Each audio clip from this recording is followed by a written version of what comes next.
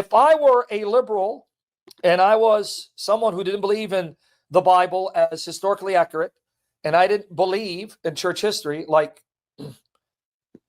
Bart Ehrman, I would say, I'm going to prove to you Matthew did not write Matthew. Let me show you.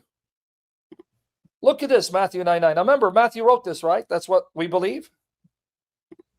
We believe Matthew wrote this, our tradition, correct? Yep. Now here we got a problem. The author says, as Jesus passed on from there, he saw a man called Matthew sitting at the tax booth.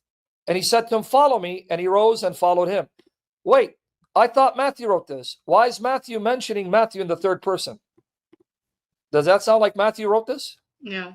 But I thought this is the Matthew's writing. Why didn't he say, and Jesus saw me and called me? But now, because I have church history telling me Matthew wrote this, how do I explain that Matthew is speaking of himself in the third person? Now I'm going to answer that for you. You want me to show you how? Yes. Because it was common at that time, even in the Old Testament, for people to write or speak of themselves in the third person. We don't do it today because it sounds weird. Oh, okay. And I'm going to give you proof. For people to speak in the third person. And here, you know what's the proof? Jesus. Jesus is constantly speaking of himself in the third person. There you go. Let me show you an example. God speaks in the third person. Now watch. Jesus is praying. Watch how Jesus speaks of himself in the third person, but then he speaks of himself in the first person. He switches right here. Watch here. John 17, 1-5. When Jesus had spoken these words, he lifted up his eyes to heaven and said, Father, the hour has come. Glorify your Son. Who's his Son? Jesus said, glorify your Son. Who's the Son? Jesus himself. So why is he saying, glorify your Son? He doesn't say, glorify me. Why is he speaking of himself in the third person? Because they did it all the time. Okay. You want me there? Yes. They did it all the time.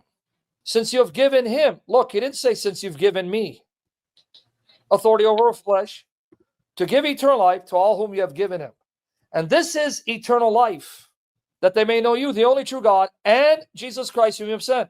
Wait, is Jesus speaking? Yes. Why did he just refer to Jesus Christ in the third person? You're proving the point that they used to, that's the way that they spoke back then. So there's no problem with Matthew speaking of himself in the third person, right? No, there's not. Interesting. All right. Okay. And then watch here. And now, Father, glorify me in your own presence with the glory I had with you before the world existed. No, there's no confusion. That's how they talk.